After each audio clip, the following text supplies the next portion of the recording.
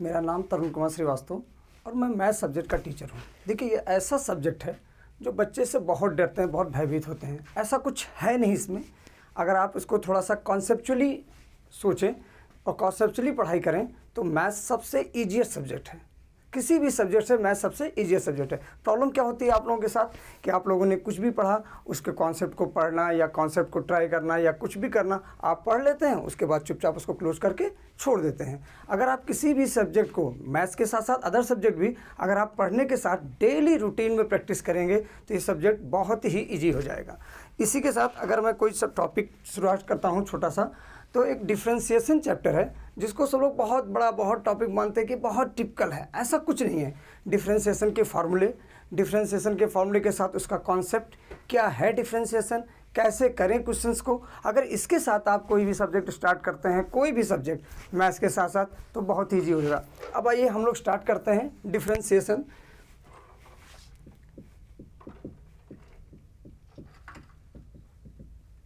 Differentiation में सबसे पहला वर्ड आता है dy बाई डी एक्स। इसकी मीनिंग क्या है? dy बाई डी एक्स की मीनिंग होगी आपकी differentiation of y with respect to x। एक बार डिस्कस करते हैं dy बाई डी एक्स के बारे में। dy बाई डी एक्स में differentiation of y with respect to x लिखा। इसकी मीनिंग होती है कि small change in y, small change in x। मतलब y में अगर कोई चेंज होता है x के रिस्पेक्ट में, अगर x में चेंज हो रहा तो y पे चेंज होगा। ऐसा क्यों होता है एक बार देखते हैं। आपने y equal to f x पढ़ा होगा। ये बहुत से बच्चों को कन्फ्यूजन रहता है कि ये क्या चीज़ है। इसकी मीनिंग ये होती है कि जब आप x की वैल्यू चेंज करेंगे तो y भी चेंज होगा। क्यों? y x पे डिपेंड करता है। अब आप यहाँ पर जैसे एग्जांपल देते हैं y equal to x square. अगर हम यहाँ पर x की वैल्यू 1 पुट करेंगे तो 1 का स्क्वायर क्या आएगा? 1 आएगा। अगर हम x की वैल्यू 2 पुट करें, देखिए क्या होगा? y इक्वल टू 2 का स्क्वायर, ये 4 आएगा। दैट मीन्स x की वैल्यू पे y क्या कर रहा है? डिपेंड कर रहा है। इसी तरह से यहाँ पर x के चेंज होने पर जो भी y में चेंज आएगा ये आपका क्या करेगा? इस पर डिपेंड करेगा। एक्चुअली मीनिंग इसकी देखी जाए तो एक तरह से क्या हमें रिप्रेजेंट करता है? स्लोप। इसको हम कहेंगे डेल्टा y और इसको हम कहेंगे डेल्टा x, और इसको देखें तो ये हमें क्या देता है? स्लोप। ये इसकी ज्योमेट्रिकल मीनिंग होती है। अब यहाँ पर एक प्रॉब्लम आती है। अगर मैं किसी बच्चे से ये पूछूं कि dy बाई डी एक्स क्या होता है, कोई भी बच्चा आंसर नहीं देता है। क्यों नहीं देता है? उसको पता नहीं dy बाई डी एक्स क्या है, क्योंकि मैंने तो यहाँ dy बाई डी एक्स लिखा। बच्चे ने कहा ठीक है sir, differentiation of y with respect to x। लेकिन जब मैं यहाँ पर dy बाई डी एक्स पूछता हूँ तो बच्चे चुप हो जाते हैं। क्या होगा dy बाई डी एक्स? ये आपका मीनिंगलेस है, कुछ नहीं है, नथिंग। हमें तो नहीं समझ आ रहा कुछ होता है। आपको आ जाएगा तो बताइएगा, कमेंट करके दीजिएगा, ठीक है।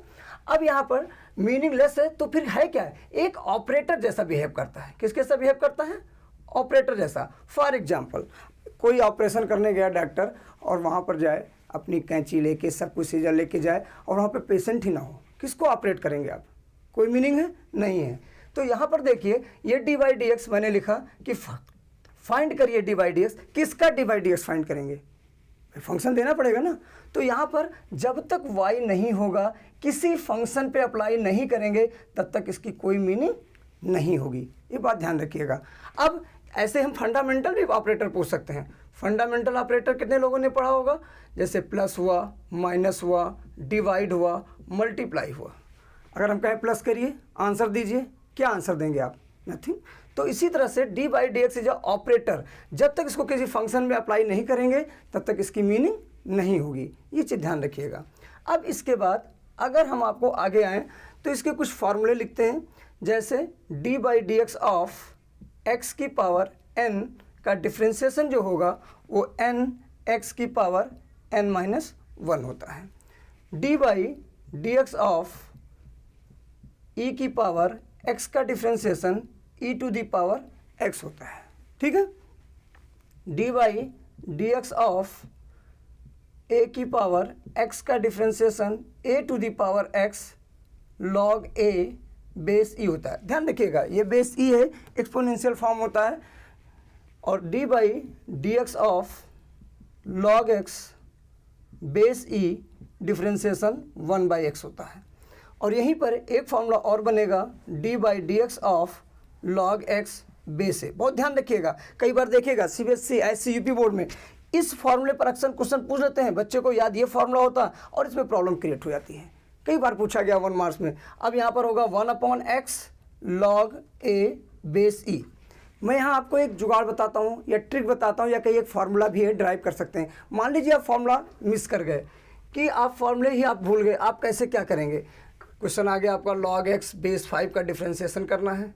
आपको जो फार्मूला लर्न था वो क्या लर्न था कि log x बेस e का डिफ्रेंसिएशन 1/x होता है। ये जनरली सबको याद होता है, बट ये log x बेस से किसी को याद नहीं रहता है। यहाँ पर एक कॉन्सेप्ट लगेगा जिसको हम लिख सकते हैं d/dx of log x base e upon log 5 base e।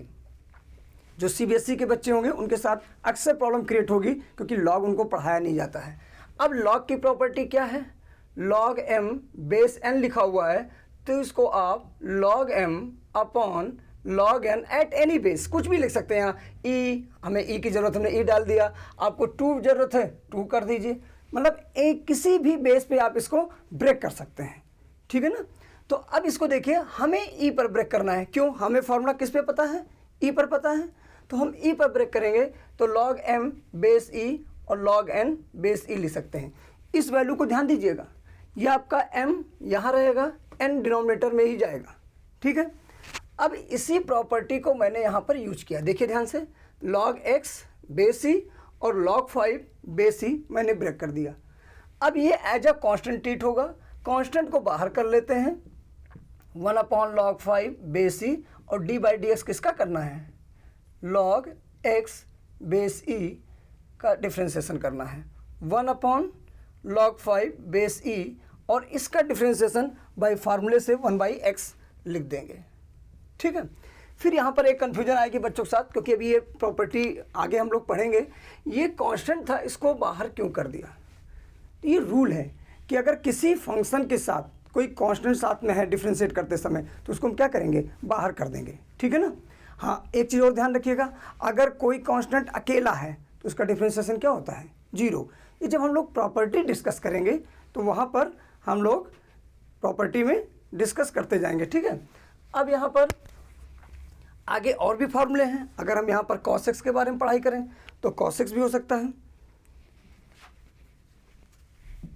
चलिए यहाँ पर हम देखते हैं, अगर d/dx ऑफ cos x की डिस्कस करें तो ये क्या होगा आपका, minus sine x। d/dx of sine x का formula cos x, d/dx of tan x के फॉर्मूले sec square x, d/dx of sec x के फॉर्मूले sec x tan x, d/dx of cot x minus cot x, इसको cos x square x लिख दीजिए, ठीक है। और ये हो जाएगा d/dx cosec x minus cot x cosec x, ठीक। अब देखिए यहाँ हमने लिखे टोटल 5 फार्मूले, यहाँ टोटल 6 फार्मूले। ये आपके 11 फार्मूले हैं जिससे आप कंप्लीट डिफरेंशिएशन लगा सकते हैं। इसके बाद 7 फार्मूले आपको इन्वर्स के लिखने हैं। इतने ही फार्मूले से पूरा डिफरेंशिएशन आपका लग जाएगा, ठीक है। अब इसके साथ देखिए, आप देखिए इस वीडियो को, समझिए और आप ज्वाइन करिए एडवी को, ठीक है। Thank you.